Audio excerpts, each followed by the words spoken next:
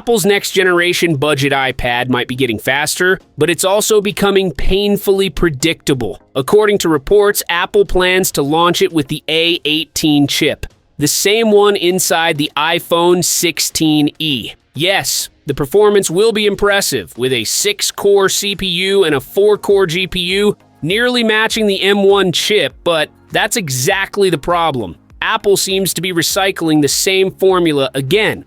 Boost the chip, keep everything else the same, and call it a new iPad. It's a tired strategy that makes this refresh feel less exciting than it should. Sure, the specs sound appealing on paper, the A18 chip paired with 8 GB of RAM and possibly the N1 chip for Wi-Fi 7 and better battery life. The cellular version could use the same C1 modem as the iPhone 16, ensuring solid 5G speeds. But when you look beyond the silicon, there's not much to get thrilled about. The design remains frozen in time. The same old aluminum body, thick bezels, and non-laminated display.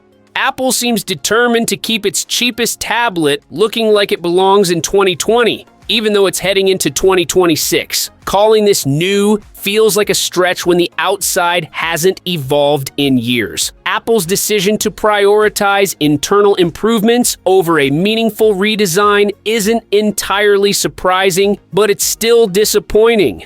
The company clearly knows it can sell millions of these simply by updating the processor and adding support for Apple Intelligence 2, its latest AI platform.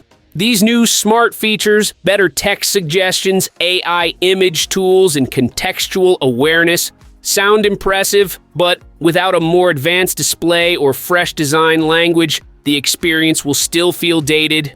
It's as if Apple is saving all the premium experiences for the Pro line and leaving the regular iPad intentionally behind. Looking back, the 2025 iPad already followed this same lazy pattern. Apple swapped out the A14 for the A16 chip, kept the price steady, and called it a day. Yes, performance jumped close to M1 levels, and apps like Final Cut Pro and Logic Pro became available through iPadOS 26.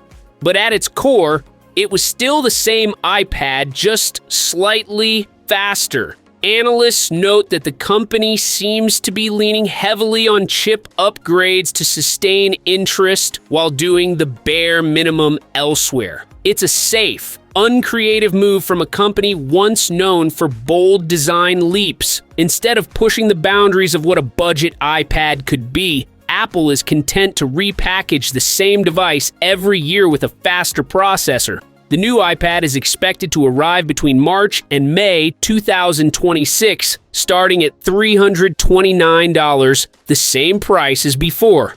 Apple might call that consumer-friendly pricing, but in reality, it's just the same old tablet with a slightly new brain.